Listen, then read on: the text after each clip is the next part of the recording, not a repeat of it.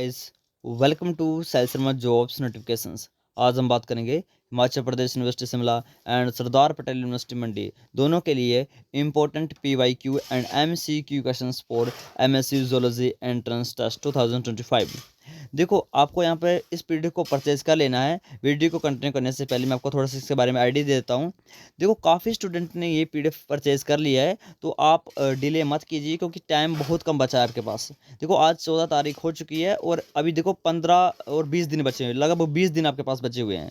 तो इस पीडीएफ को बाय कर लीजिए। 299 रुपीज़ में आपको पीडीएफ मिल जाएगा, जिसका लुक इस तरफ आपको दिखेगा। साथ में आपको दो यहाँ पर बुक्स मिल जाएंगी और दो आपको प्रैक्टिस सेट मिल जाएंगे। ठीक है, तो ये सारा मटेरियल आपको मिलेगा 299 रुपीज़ में, तो बाय कर लीजिए, बहुत कम समय आपके पास बचा हुआ है। ठीक है, और 4000 एमसीक्यू क्वेश्चन में जो पीडीएफ आपका है, इसमें टोटल 20 चैप्टर हैं जो कि इंपॉर्टेंट चैप्टर हैं, और हर एक चैप्टर के 200 एमसीक्यू क्वेश्चन और साथ में आंसर की भी दी गई है। ठीक है, चलिए करते हैं वीडियो को कंटिन्यू। क्वेश्चन नंबर 69 से स्टार्ट करते हैं, क्योंकि हम 68 क्वेश्चन हमने कल कर लिए थे। तो क्वेश्चन नंबर 69 है, अकाइनोडर्म करेक्टरिस्टिक्स इंक्लूड। अकाइनोडर्म्स के कुछ करेक्टर से क्वेश्चन आया है, जो कि एक जनरल फीचर है। क्वेश्चन बहुत ज़्यादा आते हैं फाइलम से। पहला क्वेश्चन है, ऑप्शन पढ़ लीजिए। Calcareous endoskeleton in the form of ossicles derive from the mesodermal tissue. दूसरा है, adults having penta radial symmetry and larva with bilateral symmetry. Water vascular system composed of the water filled canals used in the locomotion, attachment and feeding.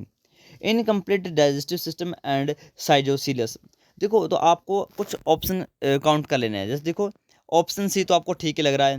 जब आपको option C ठीक लग रहा है, तो आप यहाँ पर ऑप्शन थर्ड को एलिमिनेट कर सकते हो। चलिए, अब मैंने इजी कर दिया है, आप बताइए राइट आंसर क्या होगा इस ऑप्शन का। ठीक है, क्वेश्चन को मैंने थोड़ा सा इजी कर दिया आपके लिए।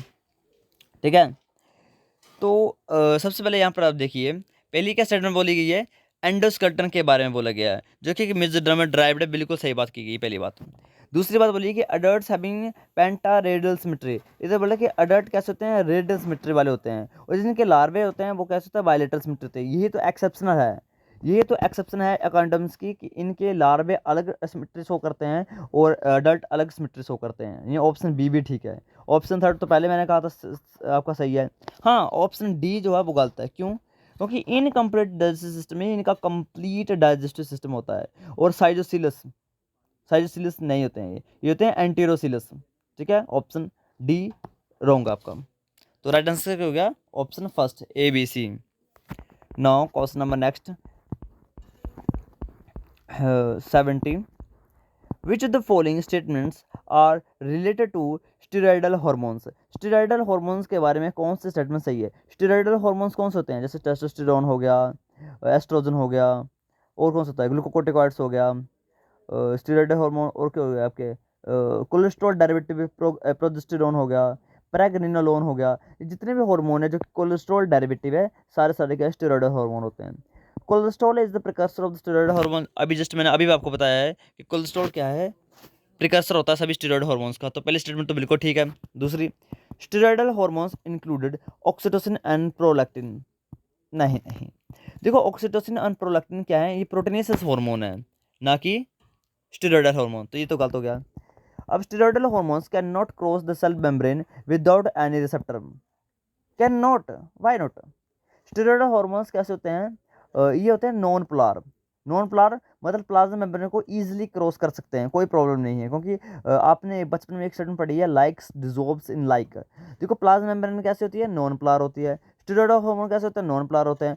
तो लाइक्स डिजोल्व इन लाइक्स, तो ये आपस में आराम से क्रॉस हो जाएंगे, कोई दिक्कत नहीं होगी, यानी ये भी गलत हो गया। अब देखो आगे बढ़ो। STAR protein helps in the transport of the cholesterol from the outer to the inner mitochondrial membrane। देखो, आपको पता भी नहीं होता इसका कि STR प्रोटीन क्या है, जो कोलेस्ट्रॉल को ट्रांसफर कर रही है नहीं कर रही है। आपने देखो बी और सी एलिमिनेट कर दिया था, तो आपने बी एलिमिनेट कर दिया था, सी आपने एलिमिनेट कर दिया था। राइट आंसर क्या बचना था? ऑप्शन थर्ड, ए और डी। ठीक है, तो एलिमिनेशन मेथड यूज़ किया करो। ठीक है, एलिमिनेशन मेथड काफ़ी इंपॉर्टेंट होता है आपका। चलिए नेक्स्ट करते हैं। नेक्स्ट आपका question 71, for the DNA replication which the following statements are true. DNA replication के बारे में बोला है। पहली स्टेटमेंट पढ़िए, circular chromosomes of the E coli replicates to the multiple origin of replication. देखो, ओरिजिन ऑफ रेप्लिकेशन की बात करूं तो प्रोकैरियोट्स के अंदर मल्टीपल ओरिजिन नहीं होते हैं, नहीं, हमारे में मल्टीपल ओरिजिन ऑफ रेप्लिकेशन होती है हमारे में, बट बैक्टीरिया में ऐसा नहीं, तो वहाँ पर एक ही जगह होती है, एक ही साइट होती है, ओरी साइट, जहाँ से रेप्लिकेशन इनिशिएट होती है। तो यहाँ पहले circular chromosome replicate through the multiple original replication से, नहीं, तो ये तो हो गया भाई गलत। चलिए अगला, in each linear chromosome of the eukaryotes DNA replication begins when the replication bubbles form at the single site along with giant DNA molecules. थोड़ा थोड़ा ठीक लग रहा है, चलो आगे देखिए।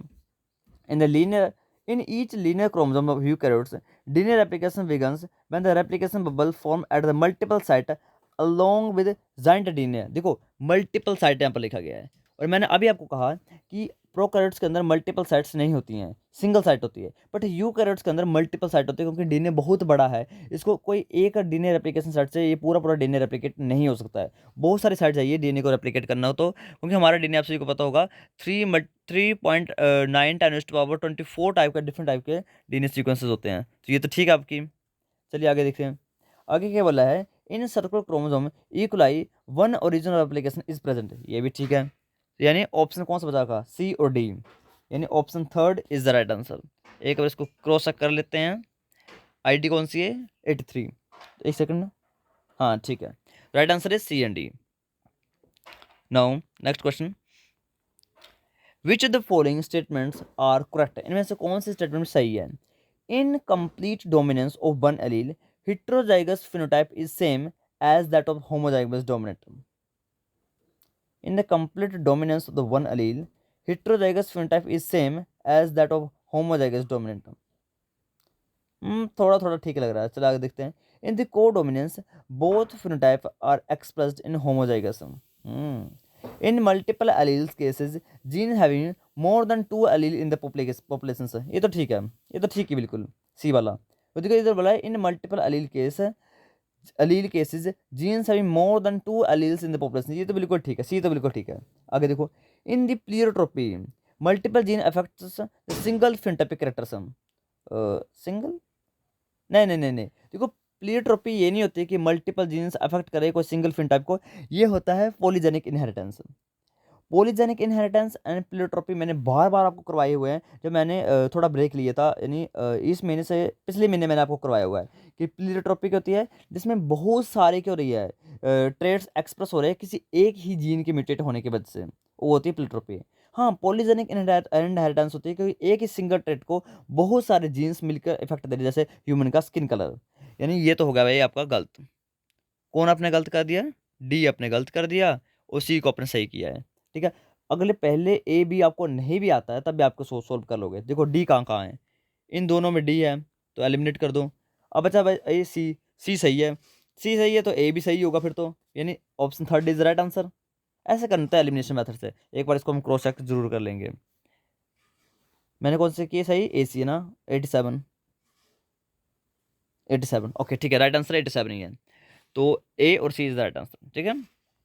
चलिए नेक्स्ट क्वेश्चन देखते हैं, which the following are desired characteristics of the bird, birds के डिजायर्ड कैरेक्टरिस्टिक्स पूछे गए हैं। Lacking urinary bladder, female having one ovary, a few living birds have teeth, colour vision, endothermic. चलिए टिक लगाते चलिए। देखो ये क्वेश्चन काफी इंपॉर्टेंट है, एक आधे स्टेटमेंट पूछ जाएगी आपसे, और यहाँ पर 4-5 स्टेटमेंट आपको रेडी हो रही है आपके लिए, ठीक है, तो ऐसे क्वेश्चन कभी नहीं छोड़ने हैं। देखो क्या चीज़ें तुम्हें आती हैं वो अटेम्प्ट करने से सबसे पहले देखो, फीमेल्स हैविंग वन ओवरी, बिल्कुल सही बात है, बिल्कुल सही बात है, बी ठीक हो गया। उसके बाद चलो देखिए आगे, ए few living words having teeth, living words ठीक है, पहले टीथ हुआ करते थे आर्चियोपेटेक्स में, बट फ्यू लिविंग वर्ड अभी भी टीथ हैं, ये बात तो अटपटी है, सी ऑप्शन तो अटपटा है, क्योंकि आर्चियोपेटेक्स खत्म हो चुका है, एक्सटिंक्ट हो चुका है, अब लिविंग नहीं है। हाँ आगे देखो, एंडोथर्मिक, यस ये एंडोथर्मिक होते हैं, ठीक है, ये भी ठीक है। कलर विजन और लैकिंग ऑफ यूरिनरी ब्लैडर, ठीक है, आपको नहीं भी आते हैं कोई चक्कर नहीं, बी और ई का देखिए। अब बी और ई कहाँ कहाँ है, देखो सी गलत हो गया है, सी गलत हो गया तो ये भी एलिमिनेट हो गया, ये भी एलिमिनेट हो गया, बचा आपके पास ये। अब देखो मैंने क्या कहा, डी ई ठीक है और बी भी ठीक है, ई ठीक है और बी भी ठीक है, यानी ऑप्शन थर्ड भी हो सकता है और ऑप्शन सेकंड भी हो सकता है।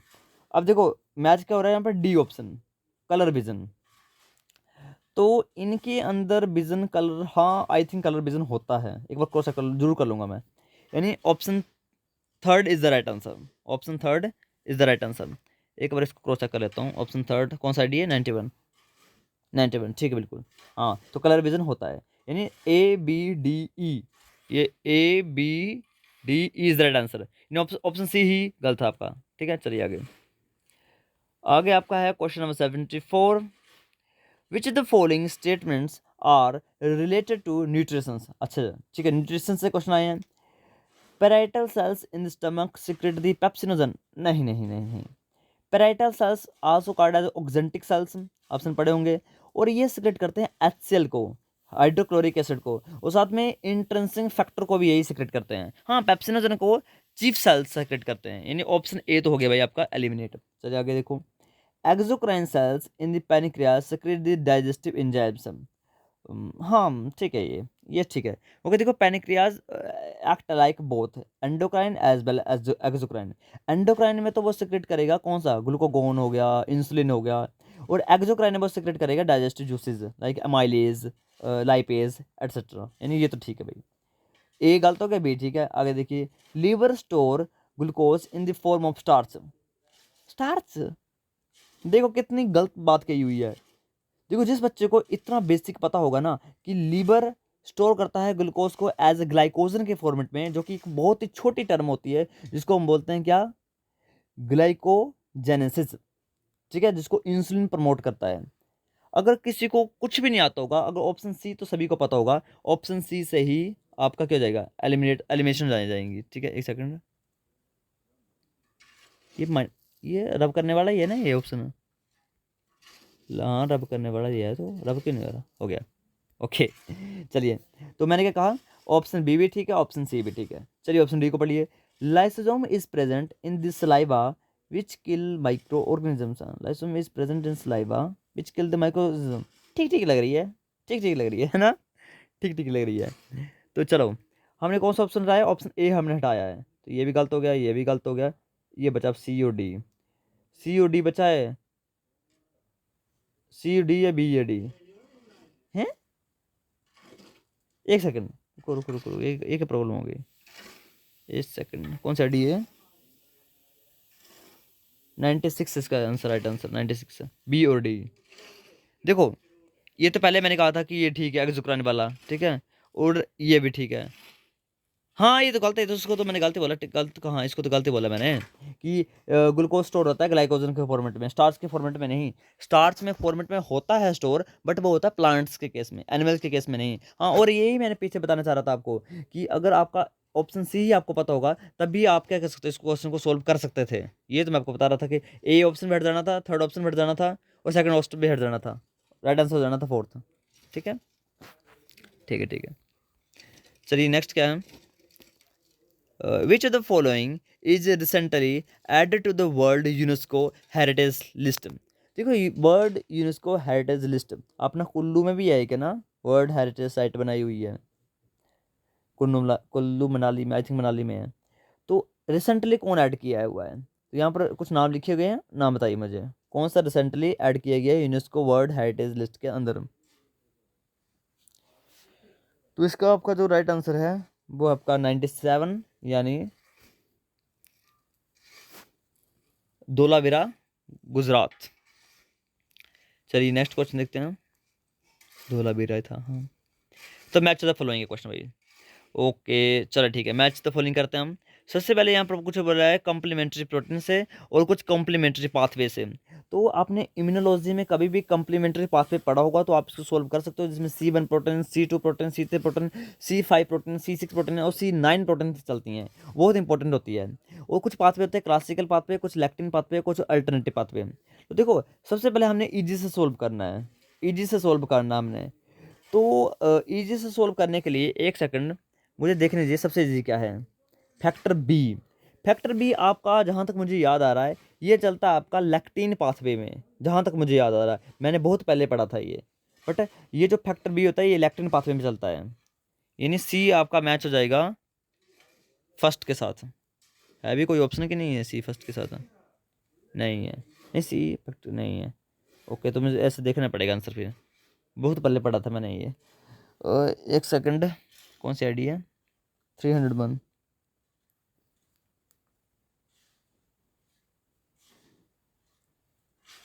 301 301 वाली कहाँ से चल पड़ी ये आईडी? एक सेकंड रुको यार। ओके, तो इसका जो राइट आंसर है वो आपका ऑप्शन नंबर थर्ड। ठीक है, मैच कर लीजिए ऑप्शन नंबर थर्ड के साथ। मतलब C1 का आपका हो गया है यहाँ पर। C1 का आपका होता है क्लासिकल पाथवे। नेक्स्ट आपका C4 आपका हो रहा है classical and lectin pathway. C factor B आपका हो रहा है आपका अल्टरनेट पाथवे के साथ। और डी आपका MSP1 हो रहा है आपके पास लैक्टिन पाथवे के साथ। यानी ऑप्शन थर्ड इसका जो है राइट आंसर है। चलिए नेक्स्ट देखते हैं हम। नेक्स्ट आपका अगेन मैच द फॉलोइंग से क्वेश्चन आया हुआ है, और यहाँ पर कुछ प्रोटीन्स बताइए, उनका फंक्शन बताया हुआ है। चलो देखते हैं, काफ़ी इंपॉर्टेंट ये आपका मैच द फॉलोइंग है ये वाला क्वेश्चन। सबसे पहले बोला है BCL प्रोटीन। देखो BCL2 प्रोटीन असल में एक एंटी एपोप्टोटिक प्रोटीन है। ठीक है, उसके बाद है बैक्स जो कि एक एपोप्टोटिक प्रोटीन है। RBB एक टाइप की ट्यूमर सुप्रेसर जीन है। और EGFR एक टाइप का कैंसर कोजिंग जीन है। चलिए मैच करते हैं, देखते हैं क्या क्या लिखा है यहाँ पर।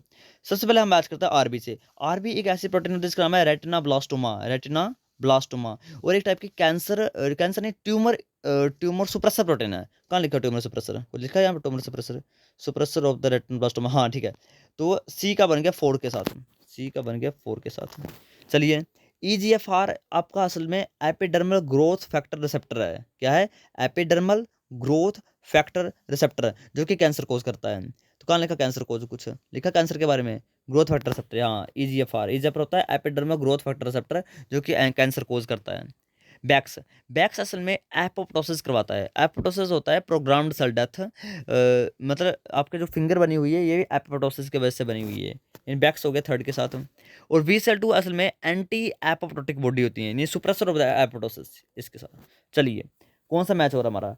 डी के बन के साथ, डी बन के साथ, और RB इसके साथ 4 के साथ। डी बन के साथ, C4 के साथ। डी बन के साथ और C4 के साथ, ये दोनों हो रहे हैं। उसके बाद हमने क्या कहा? बी किसके साथ किया? बैक्स। बैक्स होता है आपका इंड्यूसर ऑफ एपोप्टोसिस, यानी बी थर्ड के साथ है। हाँ तो ये ठीक है, तो राइट आंसर इज फर्स्ट। ठीक है, एक बार क्रॉस चेक कर लेता हूँ इसको। 305, हाँ ठीक है। चलिए आगे, आगे आपका अगेन आपका मैच द फ्लोइंग आया है। ठीक, कुछ ईरा से क्वेश्चन आए हैं आपके, पीरियड ईरा से नहीं पीरियड से आए हैं। तो origin of reptiles, origin of genus homo, origin of the present day insect, origin of Tetrapoda. Okay, तो सबसे इजी से स्टार्ट करो, सबसे इजी से। डिवोनियन पीरियड में क्या हुआ था? डिवोनियन पीरियड में क्या हुआ था? सबसे इजी यही है जहां तक मुझे लग रहा है। डिवोनियन पीरियड में क्या हुआ था आपका? ठीक है, डिवोनियन पीरियड में आपका क्या हुआ था? तो याद है आपका जो फिशेज होती हैं जिसको हम बोलते हैं मतलब period of golden period of fishes, वो है डिवोनियन पीरियड। यानी फिशेज आई थी आपकी, और फिशेज के साथ आपका टेट्रापोडा भी आ गया था, मतलब एम्फीबियस भी आना स्टार्ट कर गए थे आपके। किस पीरियड के अंदर? डिवोनियन पीरियड के अंदर। यानी डी को आपको बैच करना है 4th के साथ में। ठीक है, उसके बाद पढ़िए सबसे इजी क्या लग रहा है आपको? Origin of the present day insect, और हाँ ओरिजिन ऑफ द रेप्टाइल्स, ये आप कर सकते हो। ओरिजिन ऑफ रेप्टाइल आप कर सकते हो, ये है कार्बोनिफेरस पीरियड में। यानी ए का कर दो 4 1 के साथ मैच है, सामने सामने मैच हो रहे हैं। उसके बाद क्वाटरनरी पीरियड, क्वाटरनरी पीरियड में आपका आता है origin of homo species. Yes yes yes, सीधा कर दो फिर तो, मतलब सीधे आंसर है, मतलब इसका आंसर। ओके, इसका आंसर है right answer option number first. इसका एक बार मैं क्रॉस चेक कर लेता हूँ, कौन सा आईडी है? 9309। ओके 309, यही आंसर। ठीक है, चलिए नेक्स्ट क्या है? नेक्स्ट कुछ एंजाइम से क्वेश्चन आया है, उनके क्लासेस से क्वेश्चन आया है। जैसे सबसे पढ़ता हूँ ऑक्सीडोरेडक्टेज। देखो ये कुछ 6 एंजाइम्स हैं जिसको हम बोलते हैं over the hill love is life. ये ट्रिक है जिसको हम बोलते हैं 6 एंजाइम है। Over the hill, over the hill love is life. 1 2 3 4 5 6, ये 6 हैं। Over the hill love is life. तो ये वाला जो है इस ट्रिक को आप अप्लाई कर सकते हो इनको याद करने के लिए। ये सीक्वेंस वाइज आपको याद करने होते हैं। पहला होता है ऑक्सीडो रिडक्टेज, और ऑक्सीडो रिडक्टेज यूज होता है ऑक्सीडेशन और रिडक्शन रिएक्शंस के अंदर, ठीक है। ट्रांसफरेज होते हैं जो कि ग्रुप को ट्रांसफर करते हैं एक जगह से दूसरी जगह। लाइजेजेस ब्रेक करते हैं, लाइगेजेस जोड़ते हैं। चलिए देखते हैं, सोल्व करते हैं, मैच द फ्लोइंग है। चलिए सबसे पहले कहते हैं लाइगेजेस, कहाँ पर फॉर्मेशन हो रही है, फॉर्मेशन ऑफ द ये formation C C C S C O C N bond condensation reaction. Ligases break करने वाले, लाइगेजेस जोड़ने वाले, लाइगेजेस ब्रेक करने वाले, ये हो गए मैच। उसके ट्रांसफरेज होते हैं जो ग्रुप को ट्रांसफर करते हैं, ओके। और ऑक्सीडेशन ऑक्सीडेशन और रिडक्शन रिएक्शंस में यूज होने वाले। चलिए कर दे मैंने सोल्व। अब मैच कीजिए इसको। डी को 4 के साथ है और सी को 1 के साथ है। डी को 4 के साथ और सी को 1 के साथ है। डी को 4 के साथ, सी को 1 के साथ। Option D is fourth is the right answer, ठीक है। क्रॉस चेक कर लेते हैं। 316, ठीक है 316। चलिए नेक्स्ट। नेक्स्ट अगेन आपका फिल मैच द फ्लोइंग है। कुछ आपसे एडेप्टेशन और कुछ एनिमल्स के बारे में पूछा गया है। पहला लिखा है इकोलोकेशन, दूसरा है क्रिप्टिक कलरेशन। क्रिप्टिक कलरेशन होता है अपने आप को कुछ भयानक शो करना, अपने आप को डेंजरस शो करना। ये टाइप की क्रिप्टिक कलरेशन एपोसिमेटिज्म का ही एक टाइप है, जिसमें बताया जाता है कि मैं खतरा हूँ, ठीक है, मुझको मत खा। एपोसिमेटिज्म होता है अपने आप को बहुत ही भयानक शो करना कि मैं अटैकिंग पोजीशन ले रहा हूँ, अगर तूने मेरे को खाने की कोशिश की तो मैं तेरे को खा जाऊंगा। इसको होता है अटैकिंग पोजीशन लेना, एपोसिमेटिज्म करना। और केमिकल डिफेंस। देखो एपोसिमेटिज्म को सबसे पहले हम मैच करते हैं। देखो तो एपोसिमेटिज्म होता है, क्या होता है एपोसिमेटिज्म? अपने आप को खतरनाक शो करना, मतलब अटैकिंग पोजीशन लेना। चलो रहने दो, इसको बाद में करते हैं, पहले ऊपर कर लेते हैं हम। क्रिप्टिक कलरेशन कौन करता है? तो क्रिप्टिक कलरेशन मोस्टली जितने भी फ्रॉग्स होते हैं ना, ये करते हैं। अब पॉइजनस डार्ट थ्रो करेगा या कैनॉन ट्री थ्रो करेगा? Cryptic colouration, chemical defences. तो केमिकल डिफेंसेस जहां तक मुझे लग रहा है इसको मैच करना पड़ेगा इसके साथ। वो केमिकल निकाल रहा है तो मतलब पॉइजनस होगा वो। क्रिप्टिक कलरेशन को कैनन ट्री फ्रो के साथ कर लेते हैं हम। इकोलोकेटर को हम करते हैं वैट के साथ हम, ओके। और स्कंक को कर लेते हैं हम एपोसिमेटिज्म के साथ हम, ठीक है। जहाँ तक अभी मैंने किया, अभी क्रॉस करेंगे हम राइट आंसर है या नहीं है। मैंने अभी तक ऐसा सोचा है मेरे आइडिया से। चलिए देखते हैं क्या बनता है इसका। हमने किया डी का 2 और सी का 3, डी का 2 सी का 3, डी का 2 सी का 3, मतलब ये दोनों तो अभी तक तो ठीक है। अब उसके बाद मैंने किया था इकोलोकेशन का, किया था मैंने 4, ये वाला, ठीक है। तो देखते हैं थर्ड ऑप्शन है या नहीं है। 319, ओके ठीक है। तो ये आपका राइट आंसर है, ठीक है 319, जो भी मैंने आपको बताया है। चलिए नेक्स्ट करते हैं हम। Arrange the volumes in the descending orders. Volume को आपको डिसेंडिंग ऑर्डर में अरेंज करना है। काफ़ी इजी क्वेश्चन पूछा हुआ है, आपको बस सिंपल चीज़ें पता चाहिए कि माइक्रोलीटर क्या होता है, आपका डेल्टा लीटर क्या होता है, मिलीलीटर क्या होता है, और नैनोलीटर क्या होता है। डिसेंडिंग ऑर्डर होता है क्या? बहुत बड़ा, छोटा, छोटा, छोटा, छोटा, छोटा, छोटा। सबसे बड़ा क्या है इनमें से? बताइए जरा, सबसे बड़ा क्या है इनमें से? आपके पास टाइम बहुत है, आराम से कीजिए भाई। क्या होगा इसका राइट आंसर?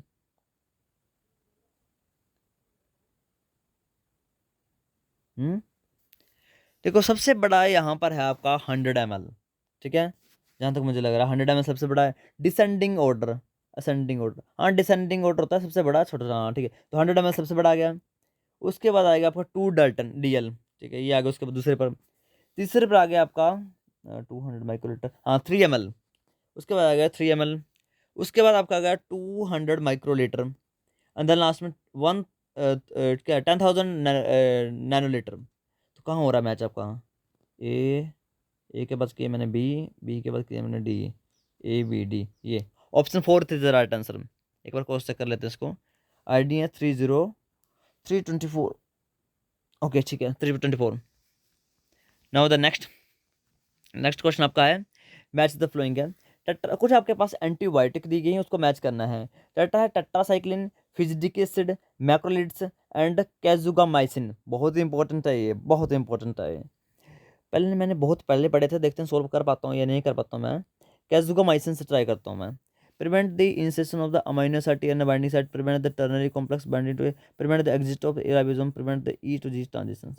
देखो जहाँ तक मुझे याद है ना, मैंने बहुत ही पहले पढ़ा था ये, फ्यूजिक एसिड इसके साथ करना पड़ेगा मुझे जहाँ तक याद आ रहा है। ये प्रिवेंट करता है इलोंगेशन फैक्टर जी डिसोसिएशन को, फ्यूजिक एसिड।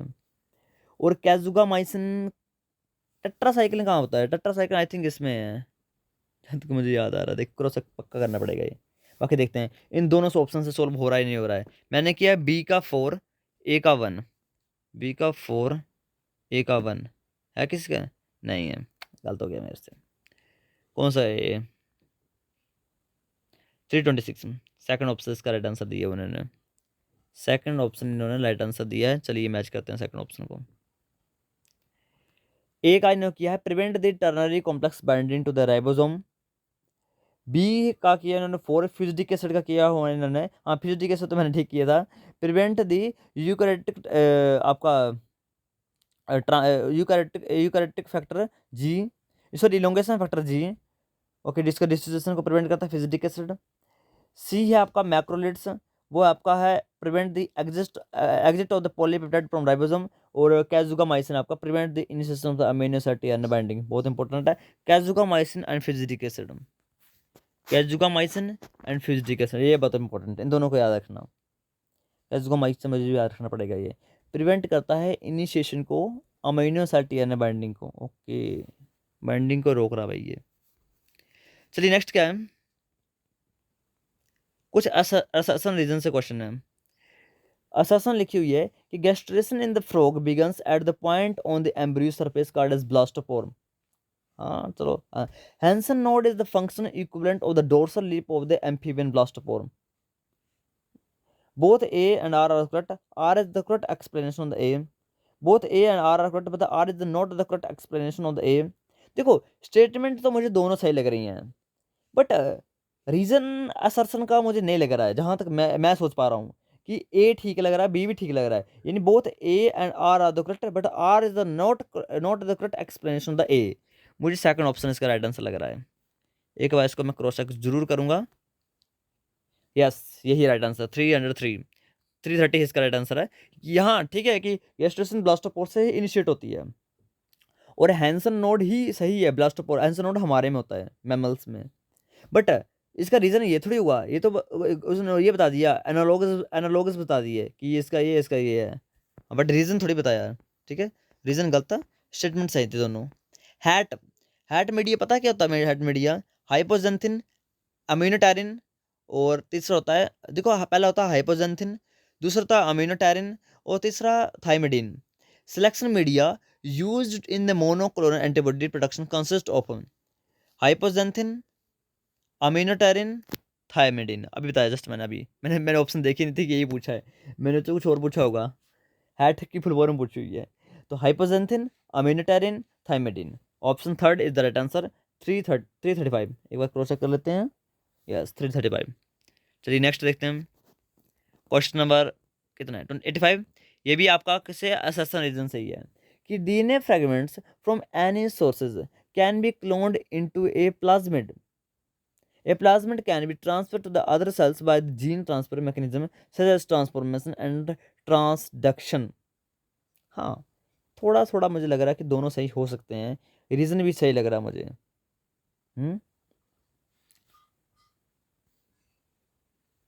क्या होगा इसका राइट आंसर? इसका राइट आंसर है 38, यानी both A and R are the correct, but R is the not the correct explanation of A. ठीक है, चलिए नेक्स्ट। गिवन फ्लो अगेन आपका असर्शन रीजन से है कि DNA is stable genetic material, DNA is double standard only. देखो ये तो ठीक है कि डीएनए स्टेबल जेनेटिक मटेरियल है, ये तो ठीक है, पर DNA is double standard only नहीं, डीएनए डबल नहीं सिंगल भी हो सकता है, यानी ए ठीक है but R is incorrect. Option third cross check कर लेते हैं, 43। यस ठीक है, यही है कि ए सही बात है, आर तो बात ही गलत है। चलिए नेक्स्ट करते हैं।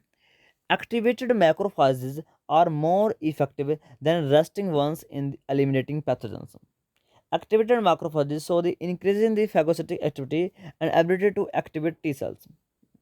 हाँ, अब लग रहा मुझे कि असर्शन भी सही है, रीजन भी सही है। अब मुझे लग रहा है कि बहुत सही हो सकता है, अभी भी मुझे लग रहा है, छोटे अभी भी नहीं है मुझे, बट लग रहा है कि यही राइट आंसर होगा। आइडिया देख लेते हैं। 345, यस 345 बिल्कुल सही बात है कि स्टेटमेंट भी सही है, रीजन भी सही है। हाँ, और साथ में करेक्ट बैठ भी रहे हैं आपस में। चलिए next. Only a few specific strain of the E. coli are routinely used in the recombinant DNA technology. E. coli divided rapidly under the laboratory conditions than their native counterparts. Few species में कुछ मुझे doubt लग रहा है, assertion में मुझे कुछ doubt लग रहा है। बाकी देखते हैं इसका क्या आंसर है, क्योंकि बायोटेक्नोलॉजी से क्वेश्चन है ये। 351 इसका राइट आंसर है कि ए बात तो बिल्कुल सही है, बट बी बिल्कुल गलत बात कही है। यानी असर्शन ठीक है, रीजन की बात ही गलत है। इकोलाई की लेबोरेटरी कंडीशन में रैपिडली क्या करता है, डिवाइड करता है, नहीं नेटिव में ज़्यादा करता है बोला। चलिए next. 4 distinct characteristics of the phylum chordates are notochord, single dorsal tubular nerve cord, pharyngeal pouches, and post-anal tails. Okay. The distinctive characteristics of phylum chordates remains unchanged throughout the life of these animals. Remains unchanged. ये बात अटपटी थोड़ी सी, ये थोड़ी सी बात अटपटी लग रही है मुझे, अनचेंज्ड वाली। बाकी तो चलो ठीक है, मुझे अटपटी वाली बात मुझे लग रही है, यानी इसका मुझे जाना चाहिए इस ऑप्शन के पास। चलिए क्रॉस चेक कर लेते हैं। 355, यस 355, क्योंकि यहाँ बोला है कि ऊपर वाली बात तो बिल्कुल सही है, असर्शन रीजन वाली, ये वाली तो बिल्कुल ठीक बात है, बट इसमें बोला है कि अनचेंज नहीं, कुछ ऐसे कोऑर्डिनेट्स हैं जो कि लार्वा के अंदर ही ऐसे कैरेक्टर होते हैं, अडल्ट में ऐसे कैरेक्टर चले जाते हैं, लॉस्ट हो जाते हैं। ठीक है, next. Archaeopteryx lithographica demonstrate the phylogenetic relatedness between the birds and reptiles. ये बात मुझे ठीक लग रही है, क्योंकि आर्चियोप्टेक्स एक कनेक्टिव लिंक होता है, या हम बोल सकते हैं missing link between birds and reptiles. Archaeopteryx was approximately the size of the crow with the imprints of the feathers, possesses the beak-like jaw with small bony teeth, set in the socket and reptile skeleton with a long bony tail। ये मुझे ठीक लग रहा है, यानी both A and R the correct and R the correct explanation of the A। First मुझे ठीक लग रहा है, इस बार क्रॉस 357, 357 बिल्कुल ठीक बात है। चलिए next. Which the following method can be used for detecting the DNA protein interactions. DNA protein interaction, okay. एक डीएनए प्रोटीन इंटरेक्शन में एक टेक्निक हम करते हैं, आमसा टेक्निक, EMSA। एक हम करते हैं foot printing, DNA foot printing, DNA foot printing करते हैं हम। कुछ लिखा डीएनए फुट प्रिंटिंग के बारे में या आमसा के बारे में? नहीं, दोनों नहीं लिखी यहाँ पर। वाह। एक और टेक्निक हम करते हैं जिसको बोलते हैं हम CI। हाँ, तो CI इधर है। देखो, डीएनए के साथ प्रोटीन इंटरेक्ट कर रही है नहीं कर रही है, हम पता कर सकते हैं अम्सा टेक्निक से, जो कि एक इलेक्ट्रोफोरेटिक मोबिलिटी शिफ्ट एसे है, इलेक्ट्रोफोरेटिक मोबिलिटी शिफ्ट एसे। और जो डीएनए फुटप्रिंटिंग है वो भी हम यूज़ कर सकते हैं, और CI यानी क्रोमेटिन इम्यूनोप्रेसिपिटेशन ये भी हम यूज़ कर सकते हैं। यानी यहाँ पर राइट आंसर जाएगा ऑप्शन थर्ड। क्रॉस चेक कर लेता हूँ इसको एक बार मैं। 636, 636 बिल्कुल सही बात। नेक्स्ट आपका क्वेश्चन नंबर जो भी मर्जी हो, चलो देखो आप। इन PCR the reaction tube are incubated first at 94 degrees Celsius for 3 minutes, 58 degrees Celsius for 1 minute, and 72 degrees Celsius for 2 minutes. What is the sequence of the processes happening inside the tube contain the DNA templates and DNTPs tag polymerase? देखो simple है, आपसे steps पूछ लिए हैं, simple है। सबसे पहले क्या होता है, फिर क्या होता है, फिर क्या होता है। तो सबसे पहले क्या होता है, डीनेचुरेशन, फिर क्या होता है, एनिलिंग, फिर क्या होता है, इलोंगेशन, यानी थर्ड, यानी 363, 367 ठीक बिल्कुल बात है। सिंपल पूछे हैं, PCR के स्टेप्स पूछे हैं आपसे। नेक्स्ट। मैं चलो आपको साइंटिस्ट के नाम पूछे हैं और उनका काम पूछा है, मैच द फॉलोइंग करना है। मैक्सिमम गिलबर्ट, स्टैनले कोहेन, कॉर्नवर्ग, हर गोविंद खुराना। देखो, जो सबसे इजी उसको टिक करते हैं सबसे पहले। कॉर्नवर्ग, उसने ढूंढा है डीएनए पॉलीमरेज 1। उसके बाद हर गोविंद खुराना, उन्होंने किया था जेनेटिक कोड के बारे में थोड़ा सा ट्रैक बनाया था, जिसमें ग्रेट कंट्रीब्यूशन किया था उन्होंने, पॉली यूरिडिन ट्रैक बनाया था उन्होंने। तो डी का थर्ड के साथ कर दो, उसके बाद सी को 1 के साथ कर दो। डी का थर्ड, सी का 1, option fourth is the right answer. Maximum Gilbert किसके साथ किया हुआ है? डीएनए सीक्वेंसिंग के साथ है, जिसमें आप गिलबर्ट मेथड पढ़ते हो, जिसको एक केमिकल मेथड बोलते हैं, जिसमें डीएनए, देखो एक पढ़ता है आप सैंगर मेथड है। सैंगर मेथड होता है जो कि डीएनए सीक्वेंसिंग के लिए मोस्ट इंपॉर्टेंट यूज किया जाता है। उसके बाद दूसरा पढ़ते थे मैक्सिमम गिलबर्ट, जो कि केमिकल मेथड होता था, जिसमें कुछ हम केमिकल डालते थे जिससे डीएनए की सीक्वेंसिंग करते थे। उसके बाद स्टैनले स्टैनले कोहेने, ये जो है ये ग्रेट साइंटिस्ट थे रिगार्डिंग डीएनए क्लोनिंग के बारे में। ठीक है, साइंटिस्ट का नाम याद रखना। तो नेक्स्ट करते हैं। अगेन आपका कुछ हॉर्मोन्स उनके फंक्शन से क्वेश्चन आया है। Erythropoietin platelets derived growth factor, chorionic gonadotropin, interleukin. चलिए ठीक है, इजी गया। सबसे पहले मैच करता हूँ मैं इरेथ्रोपाइटिन से। देखो इरेथ्रोपाइटिन वो हार्मोन है जो कि किडनी के द्वारा सिक्रेट किया जाता है, और जो कि स्टिमुलेट करता है किसको? आरबीसी के प्रोडक्शन को। ठीक है, तो कहाँ आरबीसी बन रहे हैं? यहाँ पर बन रहे हैं भाई आरबीसी, आपके इस ऑप्शन में। Stimulate the formation of the RBCs. उसके बाद है प्लेटलेट्स ड्राइव्ड ग्रोथ फैक्टर, जो कि क्या करेगा? Platelets derived growth factor enhance the immune functions, treatment of the infertility, stimulate the wound healing. अभी इसको कर दो मैच अभी। क्रोनिक गोनाडोट्रोपिन से ट्रीटमेंट ऑफ इनफर्टिलिटी, इसके साथ मैच कर दूं। सी का हो गया 2 के साथ, ए हो गया 3rd के साथ। अब अच्छा इंटरलुकिन। इंटरलुकिन मोस्टली ना ऐसे तो हीलिंग वगैरह में ज़्यादा आता है इंटरलुकिन, पर इम्यून सिस्टम में भी आ सकता है। छोड़ो इसको, इसके साथ कर लेता हूँ, देख लेते हैं क्या बनता है। मैंने क्या किया, ए को किया मैंने है 3rd के साथ। हम ए को किया मैंने 3rd के साथ। हम ए को 3rd के साथ किया मैंने, ए को 3rd के साथ किया है। बी को 4 के साथ किया मैंने, नहीं किया। सी को किया था मैंने 2 के साथ। ये राइट आंसर इज 4th। 2 से सोल्व हो रहा था कि ए को कर दो सीधे किसके साथ है? 3rd के साथ। सी को कर दो सीधे 2 के साथ। आपका सोल्व हो रहा था। उसके बाद इंटरलूकिन करना था अपने इम्यून सिस्टम के साथ, और प्लेटलेट्स ड्राइव ग्रोथ फैक्टर करने था अपने बॉन्ड हीलिंग के साथ। ठीक है, option first is the right answer. एक बार इसको मैं क्रॉस चेक जरूर करूंगा। 373 बिल्कुल ठीक बात है, ऑप्शन फर्स्ट। चलिए नेक्स्ट करते हैं। क्या लिख दिया, बहुत बड़ा लिख दिया नेक्स्ट तो। Glycine is the most often used as buffering agent in the biochemical experiment.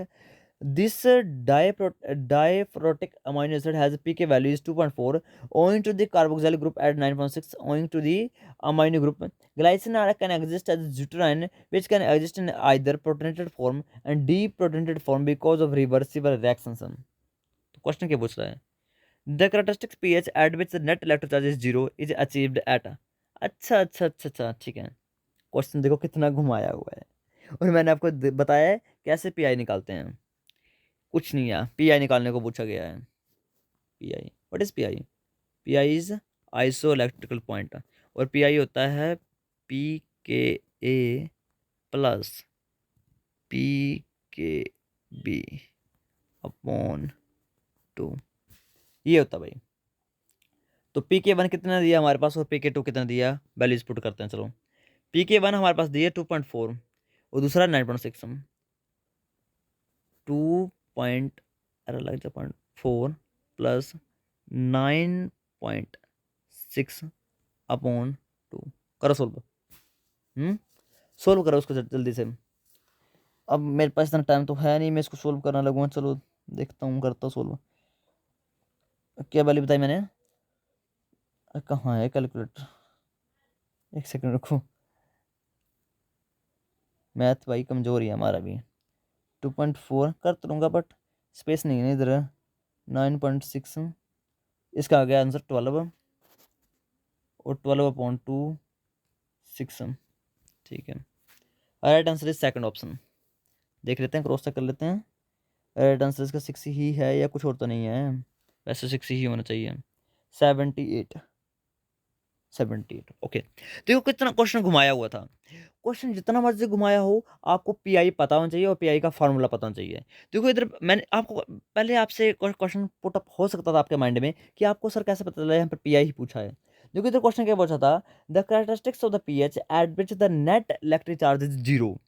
देखो कोई भी अमाइनो एसिड, जिस अमाइनो एसिड को अगर हम ऐसी पीएच में रखें जहां पर उसका नेट चार्ज 0 हो जाए, उसको हम कहते हैं पीआई। और पीआई की फुल फॉर्म ही यही है, डेफिनेशन ही ये है कि any amino acids who can be net whose net charge is 0 at given pH. वो पीएच जिस पीएच पर किसी प्रोटीन या अमाइनो एसिड पर नेट चार्ज 0 हो जाए इज कॉल्ड एज पीआई। और पीआई का फॉर्मूला निकालने का फॉर्मूला होता है p K a plus p K b upon 2।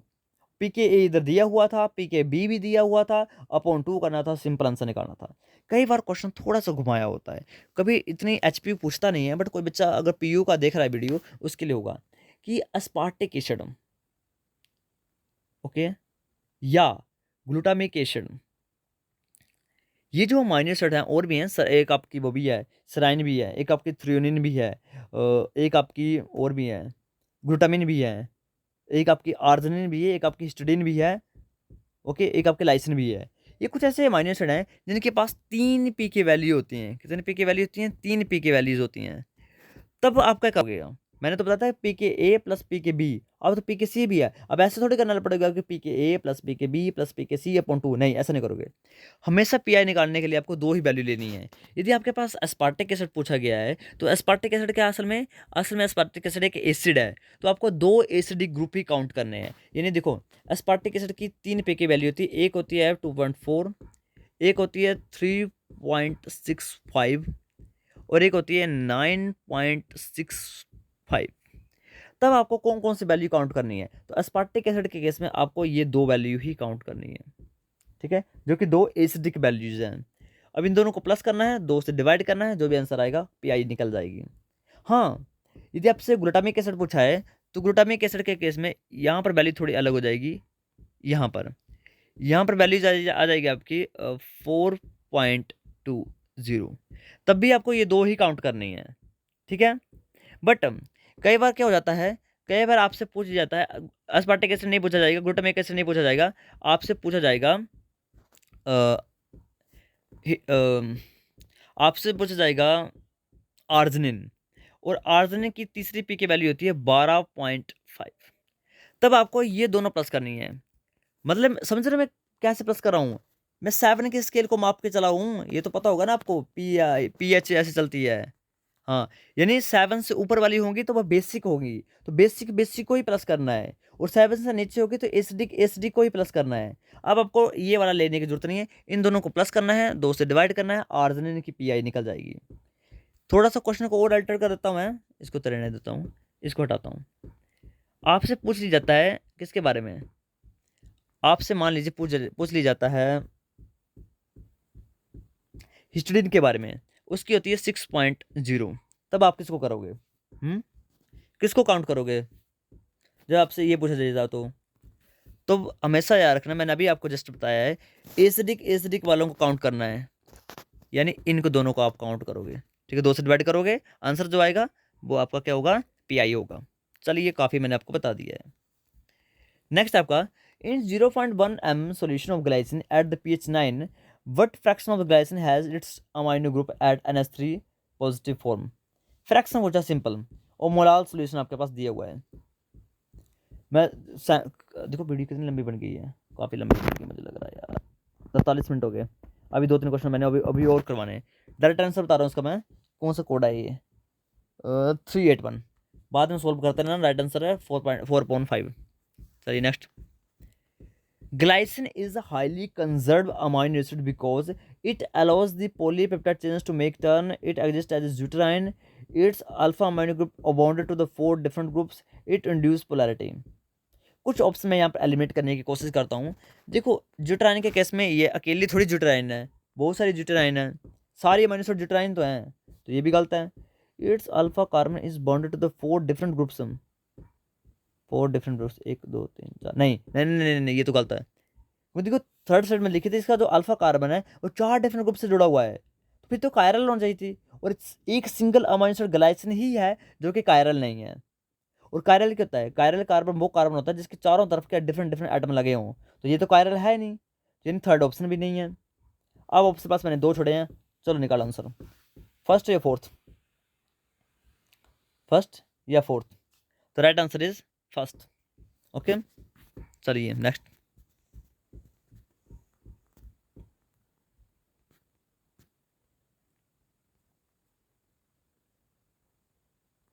Question जा रहा है क्या बीच में?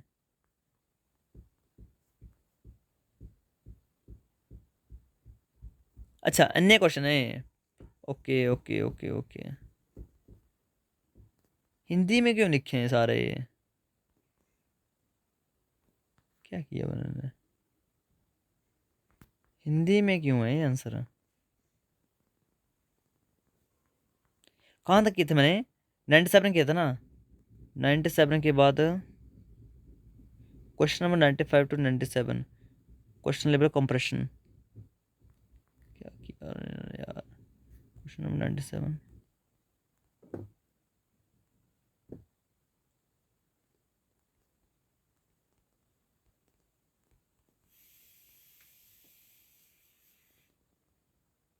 छोड़ो परे, इस क्वेश्चन को करो। X-ray diffraction experiment to analyze the structure of the DNA was performed by। तो ग्रेट साइंटिस्ट थे। असल में आपने मीम्स भी देखे होंगे जहाँ पर आपके वाटसन निकल लगे हुए हैं, चोर रहे हैं असल में किसी का बनाया हुआ स्ट्रक्चर। यानी डीएनए का असल में हेलिकल स्ट्रक्चर तो वाटसन निक्रिक ने ही दिया था, बट इसको असल में रियलिटी में इसको जो देखा था वो एक्स रे डिफ्रैक्शन टेक्नोलॉजी के द्वारा देखा था। रोजालिंड फ्रैंकलिन एंड मॉरी वेल्कलिन, इन दोनों ने देखा था। ये साइंटिस्ट ये थे जिन्होंने एक्सरे डिफ्रैक्शन से स्ट्रक्चर देखा था बीडीएनए का। ऐसा स्ट्रक्चर दिखता है बीडीएनए का। नहीं बनेंगे भाई ऐसे से, एक्स शेप का ऐसे से। ये दिखता है बी फॉर्मो डीएनए। और आपका जो दूसरा क्या नाम उसका, ए फॉर्मो डीएनए, वो ऐसा दिखता था हॉटस्पॉट की तरह, ऐसे ऐसे। ए फॉर्मो डीएनए ऐसा दिखता था एक्सरे क्रिस्टलोग्राफी से। बी फॉर्म डीएनए जैसे ब्लू जैसे ऐसे दिखता था, ए फॉर्म डीएनए ऐसे दिखता था, और जेड फॉर्म ऑफ डीएनए ऐसे दिखता था आपका। रुको, जेड फॉर्म ऑफ डीएनए आपका ऐसा दिखता था ऐसे। तो ये वाला आपका क्या है? ये वाला आपका बी फॉर्म ऑफ डीएनए है, ये ए फॉर्म ऑफ डीएनए है, और ये आपका Z form of DNA. X ray diffraction analysis में ऐसा दिखता था रोजालिन फ्रैंकलिन एंड मॉरी विलिकलिन को। चलिए नेक्स्ट करते हैं। चलिए इस क्वेश्चन को करो। कंसिडर ए डीएनए सेगमेंट दिया आपके पास दिया है। If the RNA polymerase transcribe the segment from left to right, the mRNA sequence would be. देखो मुझे बताओ इनमें से टेम्पलेट कौन सा है और कॉम्प्लीमेंट्री टेम्पलेट कौन सा है और कॉम्प्लीमेंट्री कौन सा है। देखो डीएनए के दो स्टैंड होते हैं, एक होता है 5 प्राइम टू 3 प्राइम, एक होता है 3 प्राइम टू 5 प्राइम। देखो ये वाला क्या है, पेरेंट स्टैंड है, और ये वाला क्या है, कॉम्प्लीमेंट्री स्टैंड है। मतलब जब नया डीएनए स्टैंड एमआरएनए बनेगा वो इसको रीड करते करते बनेगा, इसको रीड करते बनेगा। यानी सी, तो सी के सामने क्या बनेगा, जी। तो पहले पे जी लिखा होगा, तो पहले पे जी कहाँ लिखा है, ऑप्शन 2 में लिखा है, ऑप्शन 4 में लिखा है। चलिए उसके बाद लिखा है ए, ठीक है। तो ए के सामने क्या जाएगा, ए के सामने आएगा आपका एमआरएनए में आएगा यू, हाँ यू आएगा। तो जी के बाद क्या लिखा है, यू, यानी ये हट गया, ये हट गया, ये तो खत्म हो गया। Option second is the right answer. वैसे इसका तरीका एक और भी था। ये तो मैंने पेरेंट पेरेंट स्टैंड के साथ बताया आपको, पेरेंट के साथ आपको कैसे मैच करना है। ये तो मैंने पेरेंट के साथ बताया था। आप इसके साथ मैच कर सकते हो। इसके साथ क्या होगा, इसके साथ एग्जैक्ट कॉपी होगी। ये जो है ना, ये इसकी एग्जैक्ट कॉपी होगी ये वाला। बस ओनली डिफरेंस होगा टी में, टी की जगह यू होगा, बाकी एग्जैक्ट होगा। देखो मैच एग्जैक्ट हो रहा ना, जी है फिर टी का यू है, फिर ए सी यू, ए सी सी जी, पूरा मैच हो रहा है। बस ओनली टी की जगह यू है क्योंकि ये आर एन है, बाकी एग्जैक्ट कॉपी है। इसको बोलते हैं कोडिंग स्टैंड। ये वाला स्टैंड होता है कोडिंग स्टैंड, ये वाला स्टैंड होता है non coding stand, also called as non sense stand, also called as template stand. इसको बोलते हैं कोडिंग स्टैंड, सेंस स्टैंड, और कॉम्प्लीमेंट्री स्टैंड।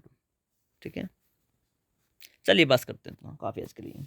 बाकी कल देखते हैं, कल और क्वेश्चन करेंगे, इंपॉर्टेंट क्वेश्चन करेंगे, आपका बेस पक्का करेंगे। ठीक है, कौन के क्वेश्चन आते हैं, या तो मेमोरी बेस या तो आपका बेस से क्वेश्चन आएंगे, जड़ से क्वेश्चन आएगा आपसे।